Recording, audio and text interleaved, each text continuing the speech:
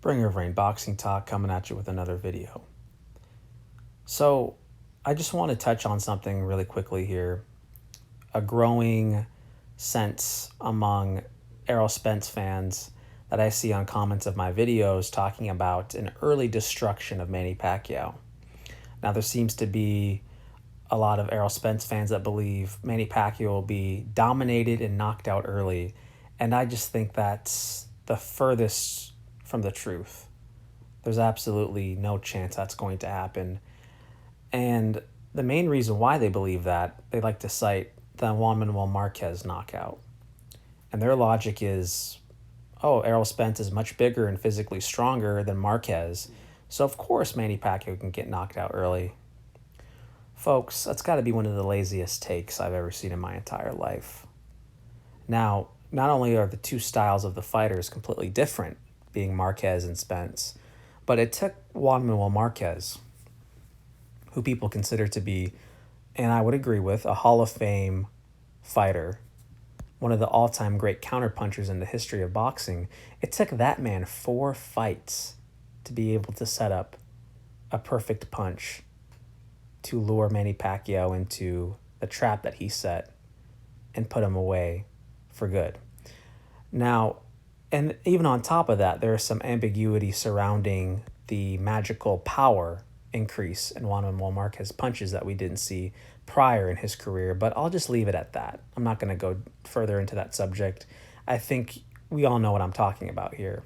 Anyway, it took Marquez all that time to set up that punch. You think that in 3 or 4 rounds, Errol Spence is going to be able to master the timing and rhythm of Manny Pacquiao's offensive attack and have the wherewithal to set up a perfect, masterful punch a la Juan Manuel Marquez's punch that he landed on Pacquiao. You really believe that Errol Spence is going to be able to do that? Well, I believe in order for that to happen, he's going to have to either take the brain of Floyd Mayweather or Juan Manuel Marquez, or maybe fuse them together and put them into his own brain, into his own head, because that's just not going to happen. Errol Spence does not have that kind of ability, and he's just not that kind of fighter. If you spent more than 5 minutes watching their respective styles, you would be able to come to that conclusion. So I just cannot believe this take that Errol Spence is going to knock out Manny. It's ludicrous. It's absolutely astonishing to me. I believe quite the contrary, actually. Now, my thoughts on this fight are well documented. I think it's going to be a very spirited, competitive affair that hinges on the conditioning and stamina of Manny Pacquiao. However, I will share this. I do privately believe that the first half of the fight, the first 6 rounds, are going to be dominated by Manny Pacquiao. Now, I've looked at the styles, and I just don't believe that Errol Spence is going to be able to adapt and manage the suddenness and explosiveness of Manny Pacquiao early and the speed of his punches. There's going to be a large gap in speed, hand speed and foot speed, and it will take Errol Spence some time to figure out. There is going to be a learning curve in the early portion of the fight, and we'll have to see if Errol Spence can adapt to it. It's an open question. Furthermore, let's dispel of this fiction that Manny Pacquiao is going to be controlled with the jab of Errol Spence, and that Errol Spence is going to be able to control distance and spacing and keep Manny Pacquiao from coming into the pocket and throwing his combinations. Folks, throughout the Hall of Fame career of Manny Pacquiao, first of all, I think he's seen better jabs than Errol Spence's. Second of all, there's never been anyone that could fully control Manny Pacquiao with a jab in the first place, let alone early on in the fight. Folks, when Pacquiao has his bounce, he's going to be cutting angles. He's going to be bouncing across the ring. Errol Spence is going to have a hard time finding Manny Pacquiao and getting the timing down and the rhythm of his unpredictable offensive attack. Folks, I believe that Errol Spence is going to be surprised early. That there's going to be a period of time where Errol Spence is probably just going to be, I don't know if the word paralyzed is right, but he's not going to really be able to get off his shots and start to operate offensively the way he wants to until he can figure out the timing and the awkwardness of Manny Pacquiao, which takes time.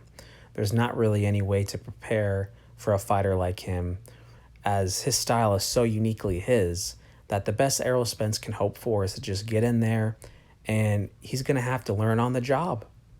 He's going to have to learn on the job. He's going to have to think on his feet, because there's no way to prepare for what he's going to see there in the ring. And Manny Pacquiao is not going to allow Errol Spence to be the alpha and allow him to operate how he wants to. Because we saw what happens when you let Errol Spence lead and dictate the pace and the spacing like Danny Garcia and Mikey Garcia just so passively allowed him to do. That there was even a fighter like Sean Porter, a very crude offensive fighter that has a lot of heart and has a lot of willpower. But let's be honest here, folks.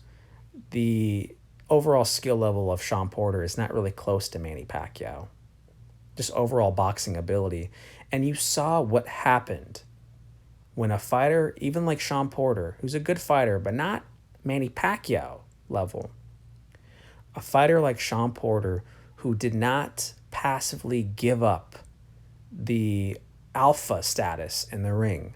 He challenged Errol Spence. He came forward. He just didn't let Spence walk him down like the Terminator and accept, basically react to whatever Spence was doing. No, Sean Porter brought the fight to him. And Manny Pacquiao is going to do that same exact thing.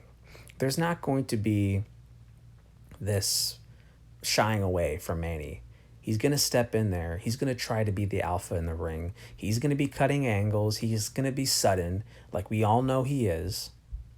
And Errol Spence is going to have to figure out in the second half of the fight a plan on how to deal with Manny Pacquiao's physical gifts. Because I'm telling you, folks, like I've said before, speed, foot speed, and hand speed are both on Manny Pacquiao's advantage. Suddenness, the awkward angles, those are both Manny Pacquiao's advantages. And Errol Spence is going to be, I believe, in the hole, down on the scorecards heading into the second half. And from there, we'll have to figure out what kind of boxing IQ he truly possesses. Some food for thought, folks. Bringer of Rain checking out once again.